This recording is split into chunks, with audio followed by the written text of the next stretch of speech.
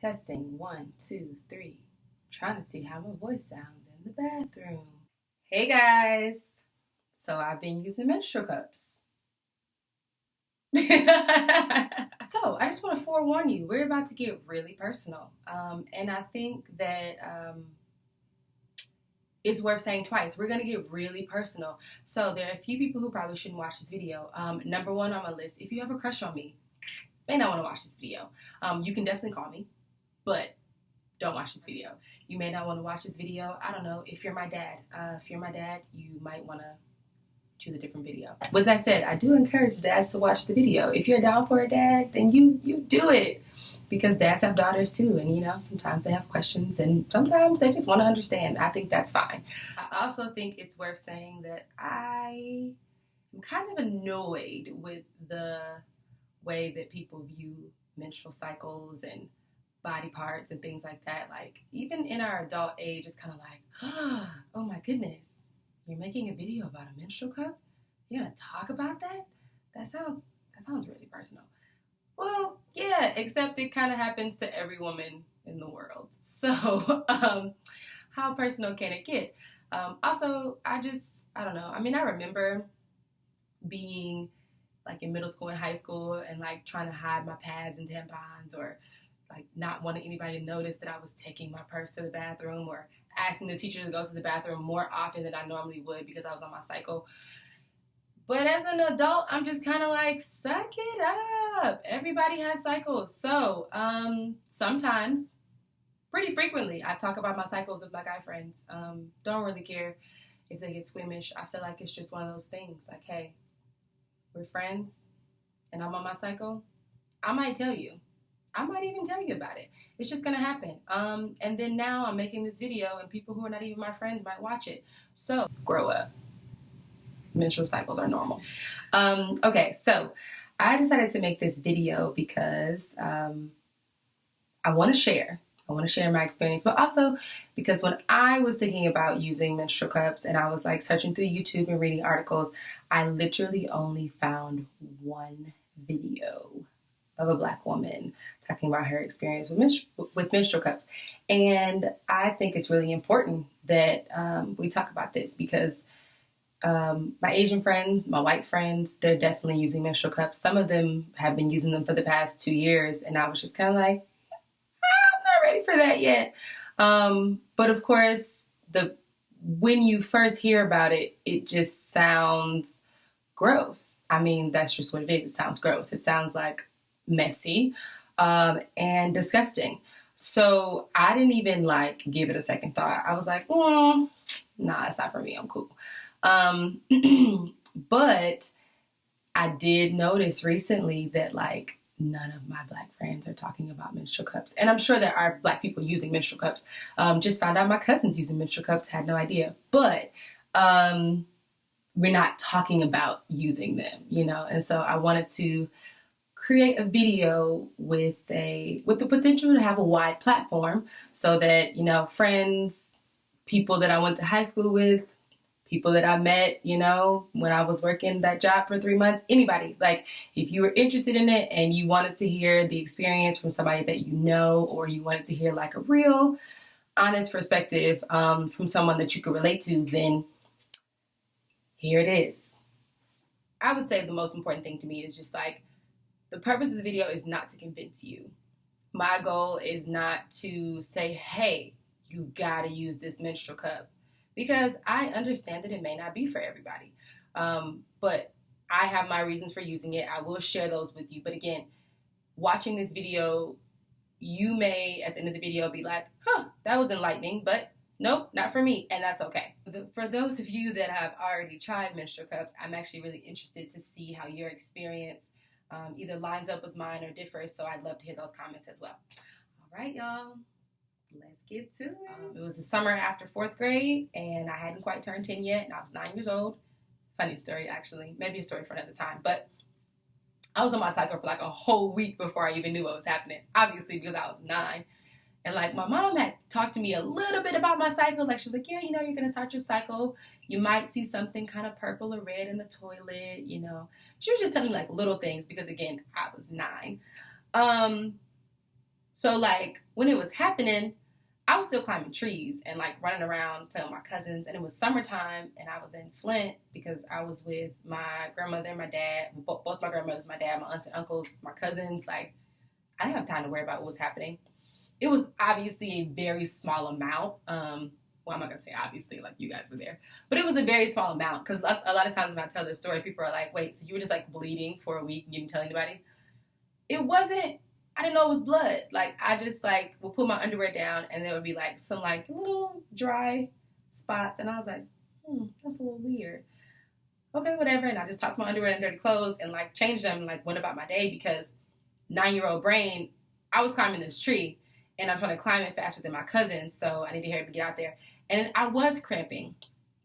I remember cramping. But to me, I was just like, man, I have a stomach ache. My stomach hurts. I don't really know what's happening. So then when it occurred to me that maybe I should tell somebody, I was like, I don't want to tell my dad about this. I'm not telling my dad about this.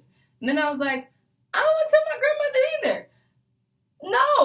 No. So at the time, this is back when, like, cell phones were still kind of, and we were still in, like, the beeper pager stage. And my mom was in Atlanta, and she would call me once or twice a week because my grandmother didn't have long distance calling, so I couldn't call her. She had to call me. Raise your hand if you remember those days. Yeah. All right. Some of you. And so my mom called me, and I went in the bathroom, and I was like, Mom, something weird is happening. So I explained to her everything I just told you guys, and she's like, Sierra, I think you started your period. And I was like, no, you said there was going to be stuff in the toilet. There's nothing in the toilet. Like, of course I didn't start my period. She's like, no, I'm pretty sure you did. Why don't you go tell your dad? I was like, no. Well, go tell your grandmother. No. Well, Sierra, who do you want me to call? I'm in Atlanta. And I was like, nobody. So eventually we settled on my aunt. And my aunt came and got me, and she gave me the rundown, and she gave me some pads and taught me the ropes. And then she was like, why didn't you tell anybody? I was like, because I didn't think it was a big deal. And then when I thought it was a big deal, I didn't want anybody to know. Stop asking me this question. So anyway, that's how I started my cycle. But as someone who was rapidly approaching 27, and by rapidly, I mean my birthday's in like 2.5 weeks. Actually, I think it might be. That's not important. So I am just, I don't remember not having my cycle. I've had my cycle for as long as I can remember. And I just feel like me and my cycle are pretty well acquainted. Like, it's about to be 18 years now that I've had my cycle, and I got the swing of things. Like, I know what's going on. So, it was a challenge for me to try this menstrual cup because it was like I was 9 years old again and I had no idea about my body. And so everyone may not feel that way, but I sure did. I was like, clearly I don't know what I'm doing. Like, and it was never to the point where I wanted to quit because I'm kind of competitive, I'm not going to back down from a challenge. But it definitely was like, I'm sleepy. I'm tired. It's 2 a.m. and I can't figure out how to get my cup to stop leaking. So there were some really frustrating moments. But again, I feel like once you get the hang of it, it's one of those things where it's like, you got it. So let me start by telling you guys that I'm not a tampon user. I have used them. I actually used tampons before I lost my virginity. And I was so determined to get that tampon in that I literally spent like hours. Like, of course I took breaks, but I spent hours like trying to insert the tampon. Once I finally got it in, I was like, okay, I can do this. Next day, went to school, put a tampon in. I had gym that day. Running laps, the beginning of gym, tampon came out. Obviously didn't put it in right. Learned that later. And it was just really painful. So I kind of gave up on them for a while. And then I tried them again years later, post virginity. And it just didn't work out for me. It didn't matter if I had on a junior, regular, super, I leaked every time. So there was no way that I could wear a tampon without also wearing a pad or a panty liner. Something about the way my anatomy is made up, even if the tampon wasn't fully soaked, the string was soaked. And I'm just like, okay. So that was an issue. Then I was like, well, no big deal. I can wear panty liners or I can wear it with a pad. And then I realized that the tampon was pressing against my bladder and it was making me cramp more. So at that point, I was just like, hey, tampons aren't for me. All right, let's start with the obvious question. What is a menstrual cup? So for those of you that are watching, if you don't know what a menstrual cup is, there are tons to choose from now. So their companies are definitely jumping on top of it. But menstrual cups are basically like digital music to CDs, essentially. Or even digital music to MP3 players. I skipped a step. It went from CDs to MP3 players and then to digital music. Yeah, skipped a step. And so it is a healthier alternative to pads and tampons. And it is a cup, and you do insert it much like you would insert a tampon. There is definitely a learning curve. And when I say much like you would insert a tampon, I mean, no, not like you would insert a tampon. It's pretty different. But it is a cup that you insert, and it collects your blood and all the other things that come out when you don't have a baby. And you take it out, you empty it, wash it, reinsert it. And the benefits, the obvious benefits, or like the main benefits, are just that you can wear it longer. Most women can wear their cup for about 10 hours. It depends on how heavy your flow is. I'll get into that later. And some people can wear them for 12 hours. So ideally, if you are the average woman, you can get up in the morning before work or school, take a shower, pop your menstrual cup in, wear it all day, come home, take it out, take another shower if you want, or just take it out and clean it and go back to bed and then do it again the next day. Now, you need to understand that that is not everybody. Everybody is not the average woman. I am not the average woman. I cannot wear a menstrual cup for 12 hours without checking it. It just doesn't, no. Doesn't work that way. So one of the main reasons that I decided to try it is because everyone knows about TSS, toxic shock syndrome. There's this huge warning on all of our tampon boxes that say like, hey, it's very, very rare, but you might get it, et cetera, et cetera, et cetera. But as a kid, I wasn't thinking like, what causes that? No. I was like, oh, okay, well, it's really rare, but what if it happens to me? And then I was like, Sierra, calm down.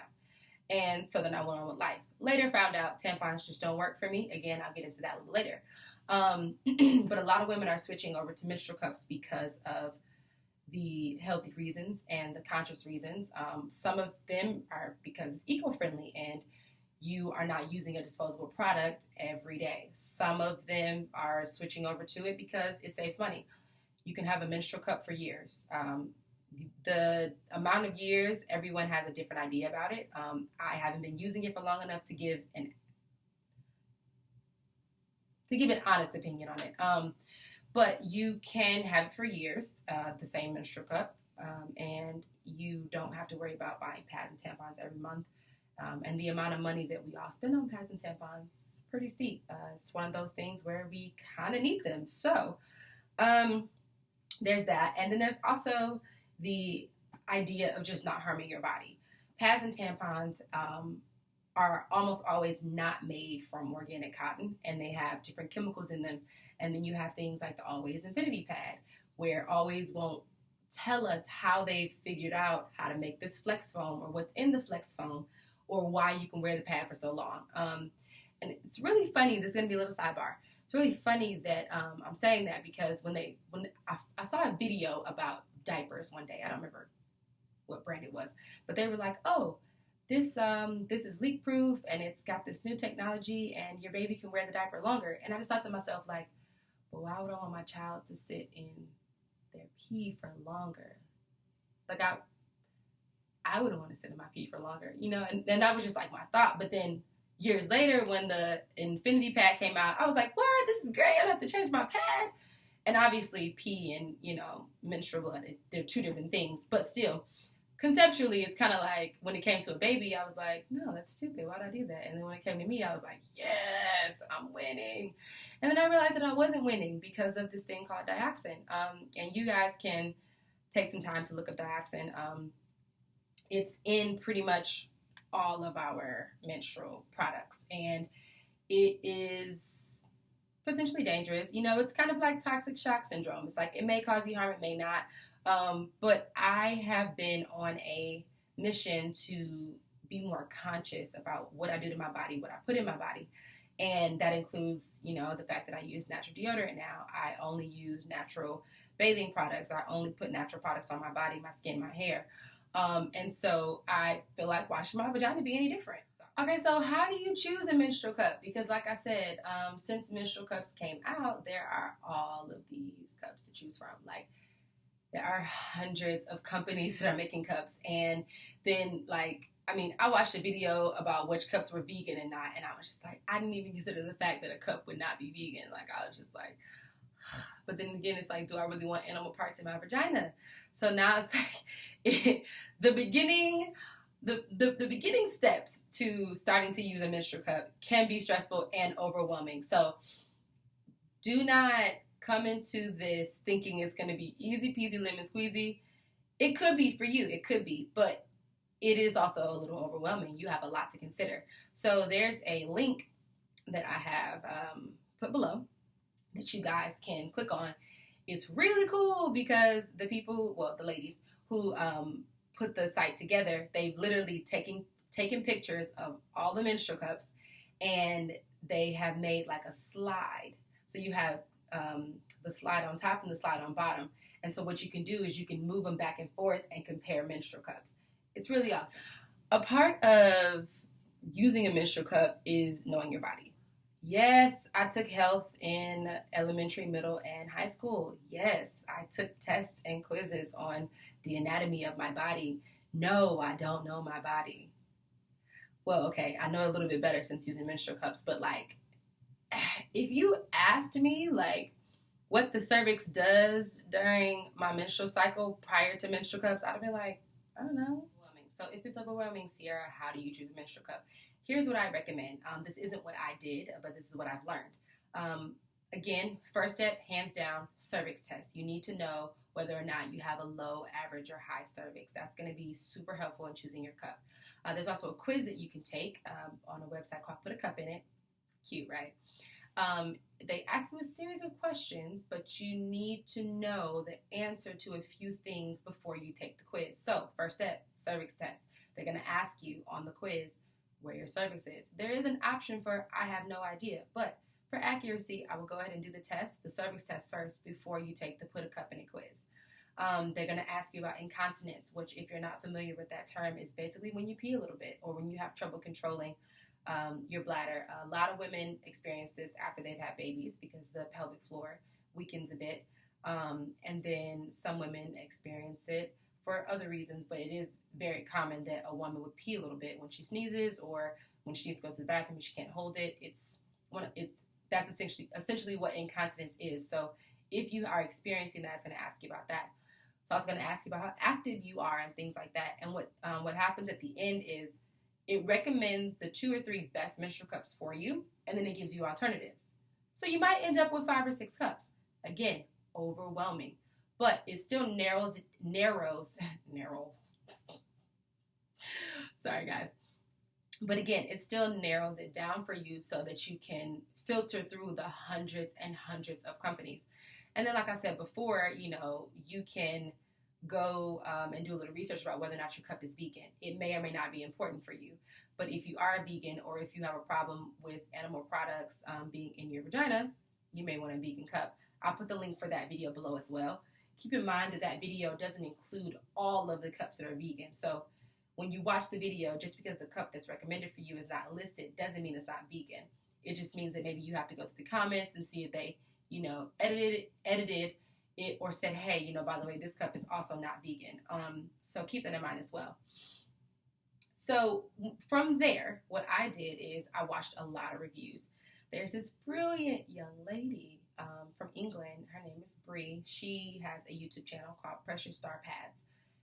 And she actually has her own business as well. Really proud of her. Like, I feel like just so warm watching her video because I'm like, look at you knowing about your body and talking about it so freely and creating this outlet for other women of all ages. Cause I believe she's in high school, and it's just great.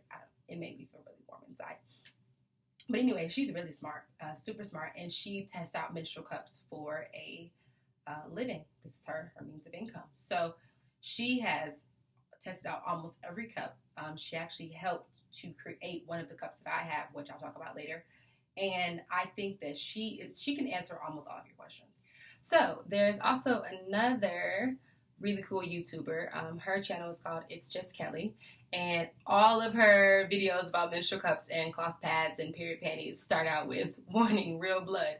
I love it. I think it's great because, again, grow up. All of the women in the world have menstrual cycles, and I think it's good that we're talking about it. Now, I watched a lot of videos where people would try to do like tutorials and try to explain to me like what the cup would be like with like water or red wine or juice.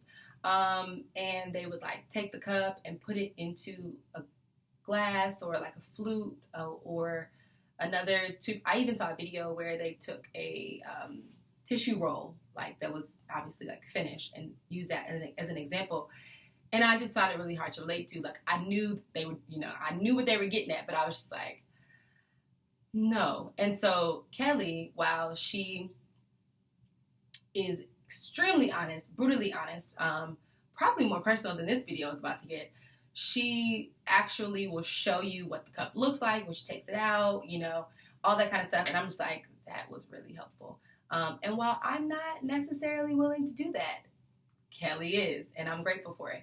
So I'll put the links for both of those YouTubers below for both Bree and Kelly.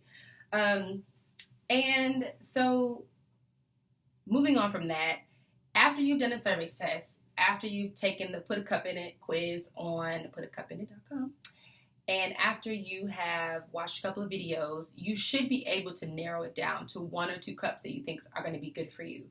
Another thing that's going to be helpful is knowing how strong your pelvic floor is. So if you don't exercise a lot and you live an average lifestyle, you probably have an average pelvic floor. If you've had a baby, your pelvic floor is more than likely weaker than most. If you are a belly dancer or a ballet dancer or any of those sports that really make you work your core and your psoas and all that, your pelvic floor is going to be stronger than you think it is. And so my pelvic floor is pretty strong. So I didn't consider that before getting my cup, which is why I now have 3 cups. But it is something to consider because it does make a difference. And so I'm going to get into the gory details of my experience now. That was cute, right? Now. No? Okay. So without further ado, my cups. Before we get into my personal experience with the cups, let's just talk about the design of the cups in general. So this is the Sckoon cup, and these are my Lena cups. This is size 1, this is size 2. This is also a size 1. And so, as you can see, they're all kind of bell-shaped if you turn them upside down. This one really looks like a church bell. The cups will always have a stem. The stems between these cups are very different. This one is like flat, so when you turn it to the side, it's it's thinner on one side, wider on the other. So it makes it seem like the cup actually has a front, back, side, left, right. This one is the same size all around, so there is really like no front, back, or whatever to the stem.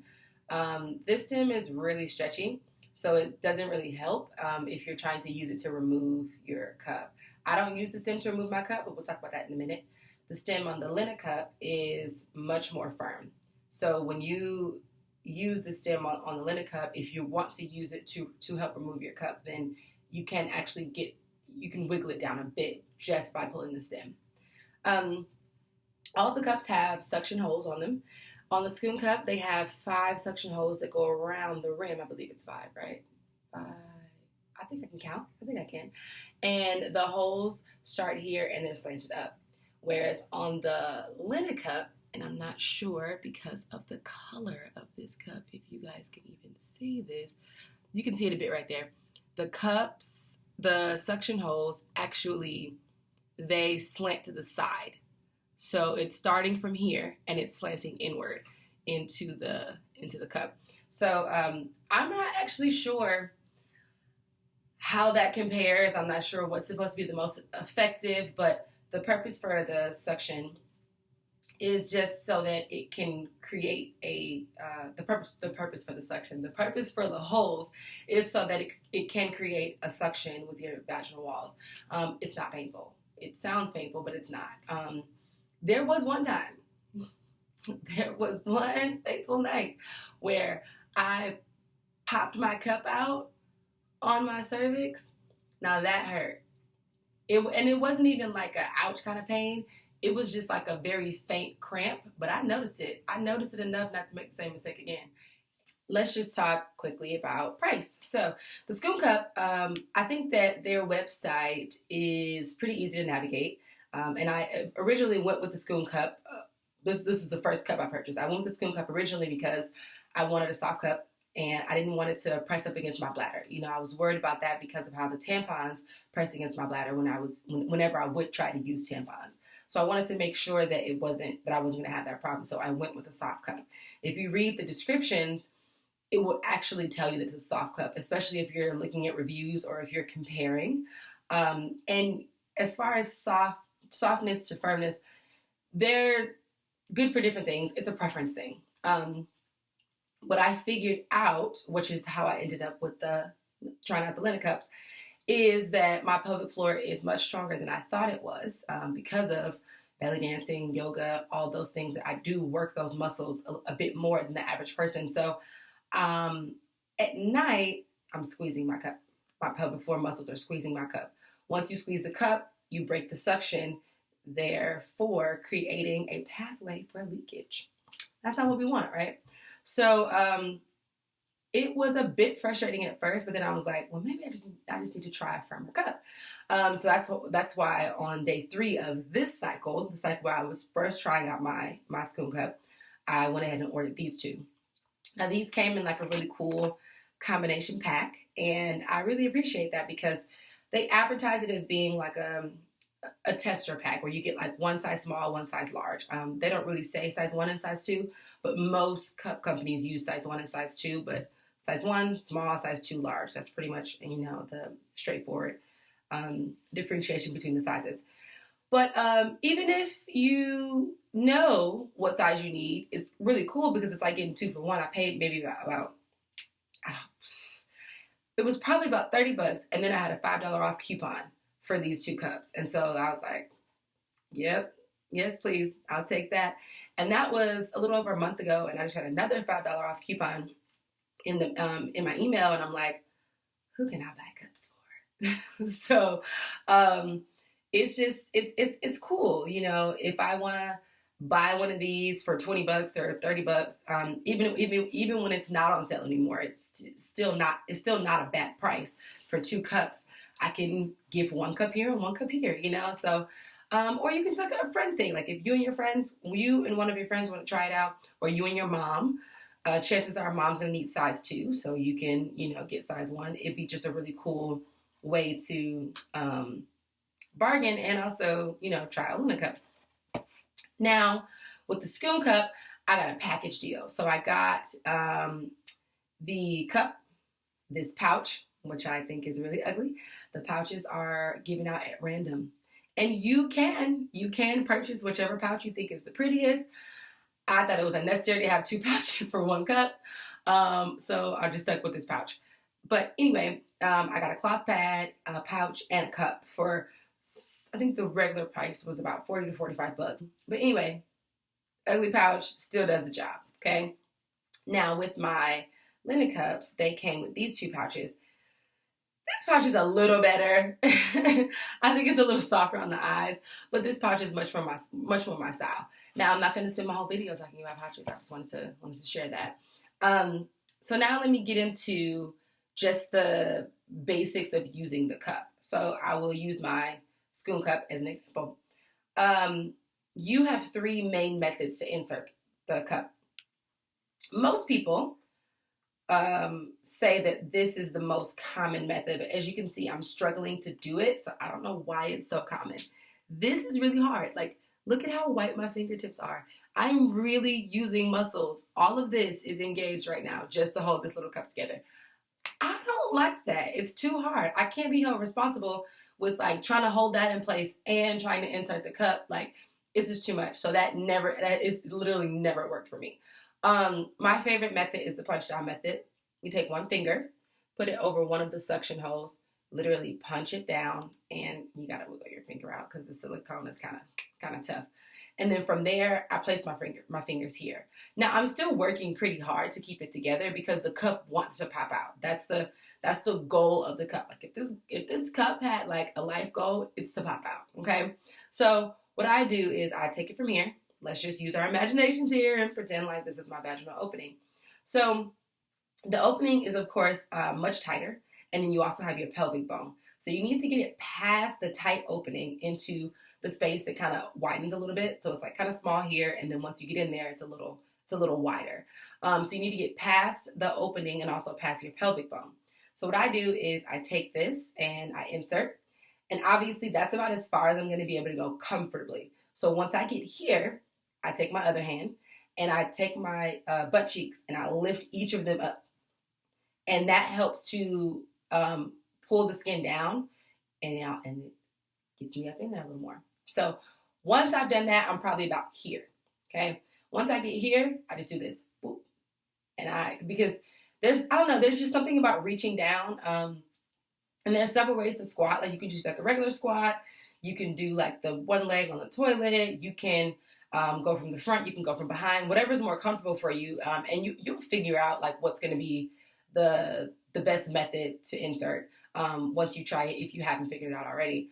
But anyway, there's just something about like really getting it up there with one hand. So I feel like I have to reinforce it. And it could be just me. People could be watching this video right now thinking, what, Tiara? Hey, this is what helps me. So that's what I do. And once it's in there, I pop it out.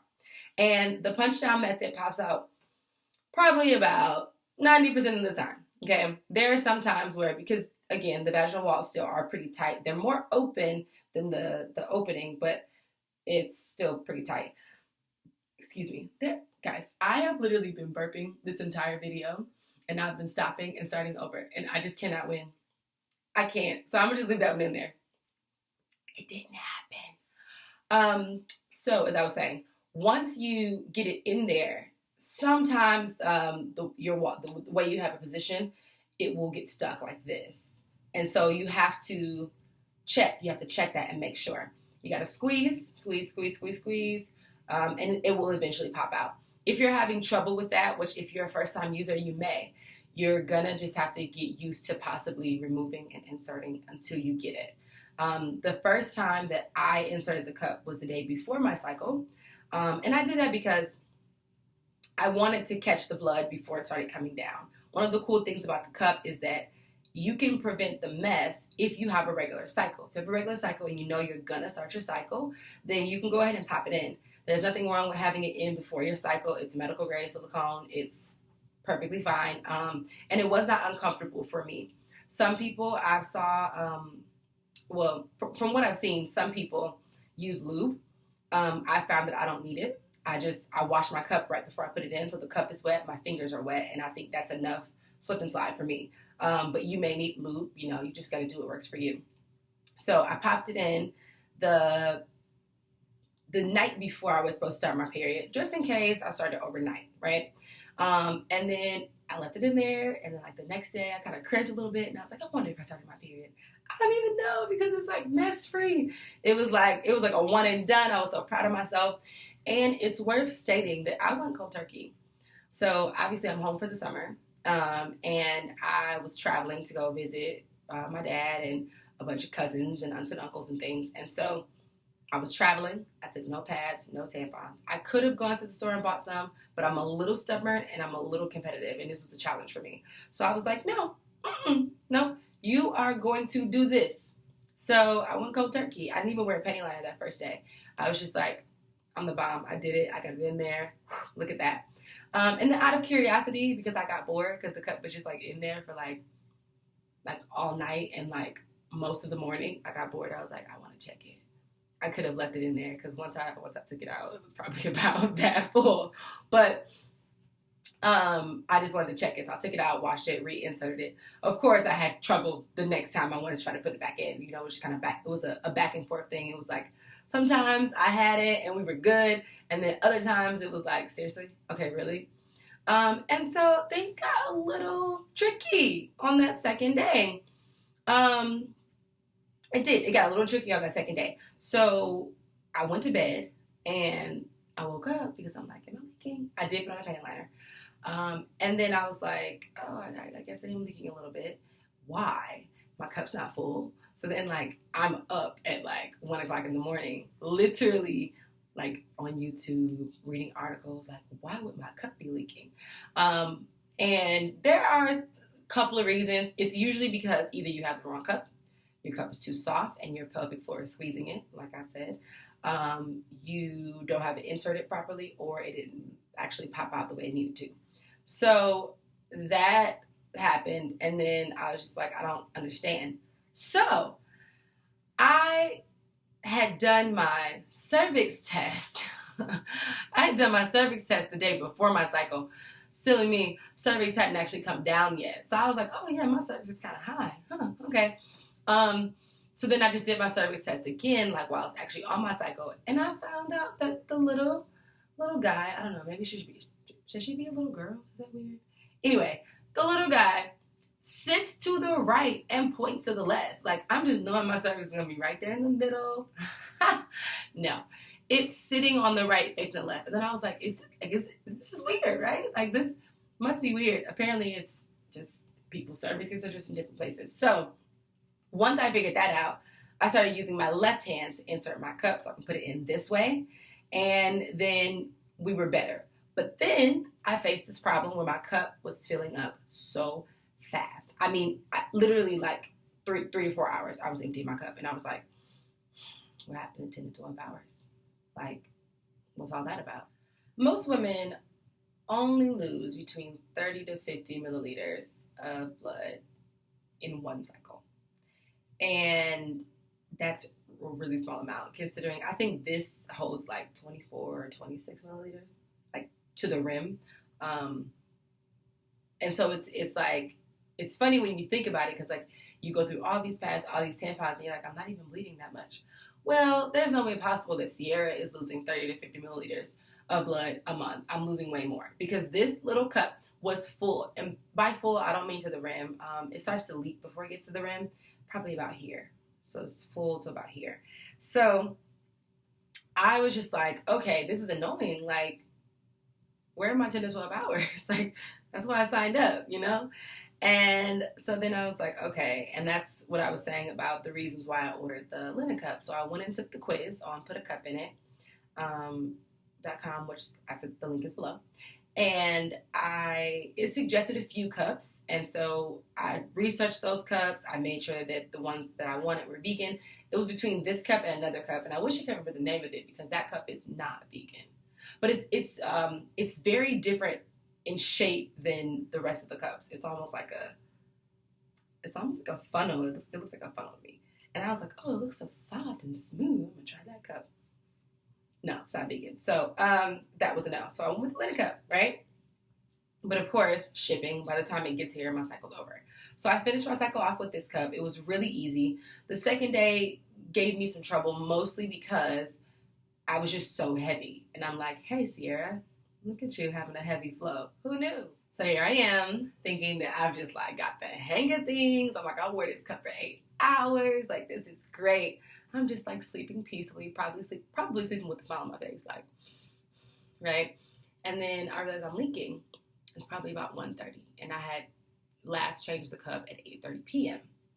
So I'm like, okay, it's been 5 hours. You know, maybe it's full. My heavy night starts the night of my first night going into my second day. So that's when like my flow starts to really get heavy during my sleep. And so I'm like, okay. So I go to the restroom and I pull it out and it's not full. And I'm like, okay, well, why am I leaking if it's not full? We lasted the whole day. Another thing is that it's just Kelly, the blogger that I was telling you about. She said that the Sckoon cup is the only cup that she successfully pooped out. Like, she didn't poop it all the way out, but like as she was pooping, it just kind of like eased out a little bit, and she had to like grab it and just reinsert it because it was about to come out. I didn't have that problem. I was able to poop and pee just fine with this, and I was able to poop and pee fine with this as well. And so I'm like, what's the problem? Couldn't figure it out, but I was tired, so I just rinsed it, reinserted it, went back to bed. 2 hours later, I was back in the bathroom. And I was just like, okay, I'm not sure what's happening. So I was like, well, let me just like, double check and see where my cervix is. The little sucker moved. He really moved on me. Like, this whole time, he's been sitting on the right, facing the left, right? He moved. He was like way up here in the middle. And I'm like, now you want to be in the middle? Now? Okay. So I reinserted it, and I do this test. What I do is check my finger after I insert it, go around the edge, and try to see if my cervix is actually inside the cup, okay? Because if you insert it, let's say my fingertip is my cervix, and your cervix is like sitting here, the blood is going to come down. I mean, some of it's going to get in the cup, but the rest of it's going to come down the side. So you want to make sure that your cup is actually around your cervix. And so I, did the test, and it felt like it was in there. And then I was like, okay, fine. And then I was thinking to myself, well, why don't I try the size 2? Because my cervix is up a little higher now, and I need the reach, And I was just thinking in my very sleepy state. By this time, it's like 4 o'clock in the morning because I've been playing around with my cervix and my cup and everything. And I was just like, yep, I'm trying my size 2. So I went and got my size 2, which I had intended to give to my mother to try out, but gonna have to get her another one because who wants to share cups? So pop this in. I realized that the 7 method works the best with this cup. And I didn't show you the 7 method, so it's really simple. You just pinch it down like that, and it just kind of makes a 7, like the way it, use your imagination. So yeah, it worked fine. Popped it in, it was fine. Probably was about 4:15 by the time I actually changed cups, popped this one in, went back to bed. And by went back to bed, I mean like stared at the ceiling for a while because I had been up for so long. My body was like, hey, why don't you just stay up? Got on Facebook, all that stuff. So when I eventually did go back to sleep, I got up around 10:45, made up for some lost time, and my cup was full. My size 2 cup was full. In 6 hours, it was full. So I was like, okay, well, let me keep this cup on for at least half of the day, or we'll see how it goes because my flow seems to be really heavy. And my period app, it's called Eve. I really like it. It's a branch of Glow, if you guys are familiar with the Glow app. But Eve is a little more straightforward than Glow. I think Glow is more suited for women who are either trying to get pregnant or trying to track their fertility. I am neither one of those women.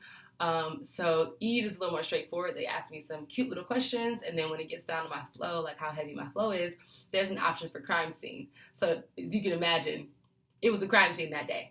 But yeah, check out Eve if you guys are looking for a new period app. You might like it. Back on task. So this guy worked well for me. No leakage, no problems, no nothing, right? So what I did realize, though, is that it was pressing against my bladder a bit. Not that I could feel it throughout the day. I couldn't feel it. But when I did go to pee, I was peeing like super slow, like really slow. So I was like, okay. And so, yeah, after my disastrous night, this little girl came to the... It's hard to say little guy. I feel like that's sexist, though. This little girl came to the rescue. And it was a stressful night, guys. I didn't tell you everything, but, full disclosure, it was a mess. Like, when I went to remove this cup, I was leaking so much that, blood got on my hand. I didn't know it was on my hand, so I went around, I got blood on the floor, and I just, at 4 in the morning, I'm just this is not real life. This is not really happening to me right now. So, I had to clean up and everything. That's why I was up for, almost an hour. Henceforth, could not go back to sleep. Now, I'm sure that I'm not the only person it's happened to. I'm sure it's happened to a few people, whether it was pad, tampon, anything. When you're flowing, disasters may happen, okay? But the disaster was soon muted, and we were fine. So anyway, good day, right? No complaints with this guy. I don't know if it's a problem that I was peeing slow. I don't know if that's a bad thing for my bladder. It didn't cause me any pain. It just was coming out like really slow.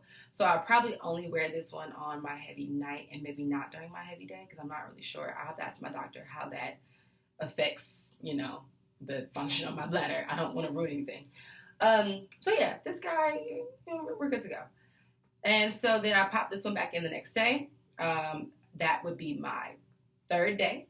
And I pretty much wore it all day. Before I left the house, I changed it again. I went out to lunch, had drinks, came back home, changed it again, and then went out to a friend's house, went out that night. I was out late, so I was able to wear this for about 10, almost 12 hours without changing it, without even thinking about changing it. And so that was what I was looking for in a cup that I could forget about. I could forget it was there. I could forget I was on my cycle. The last few things that I'll talk about are some of the pros and cons.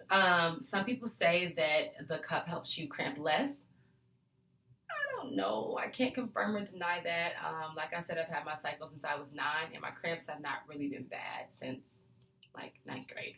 So I can tell you that on this last cycle, I didn't take any over-the-counter medicine for my cramps.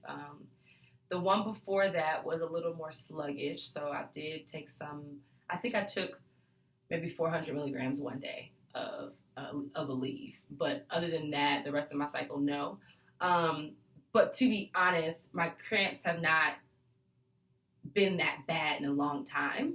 So I can go a day, even with a pad, without taking medicine. It does seem like I'm taking it less, but I can't with good conscience say like, oh, the cup, is taking away my cramps. I don't know that. So it's a possibility. Some people, it's worked for them, and some people are just kind of indifferent, But for me, I don't really like taking medicine in the first place. So even if I do cramp, which my cramps are more like contractions. I don't mean they're painful. I just mean that like you feel it coming, and then it comes, and it's like, whew, okay, that was a big one, and it goes away. I don't really have like constant stages of cramping where I'm just like in a ball. That hasn't happened since high school. So there's that. There are some problems with discoloration. I naturally thought that before I even watched a YouTube video on it. So that's why I got purple. I was like, purple seems pretty solid. It's a dark color. Like, we're good to go. Now these two colors, I've only used it for one cycle of discoloration. I'm sure it doesn't happen until like many cycles later. I would say that the lighter colors are more prone to discoloration, especially the clear ones, clear yellow, things like that. But ways that you can get rid of that is by soaking it in vinegar, half water, for a couple hours, and the discoloration will be remedied. There are a couple of other ways to do that. If you are having problems with discoloration, then, you can just hop on YouTube, find a video about it. I'm sure you'll find a natural method because you don't want to destroy your medical grade silicone.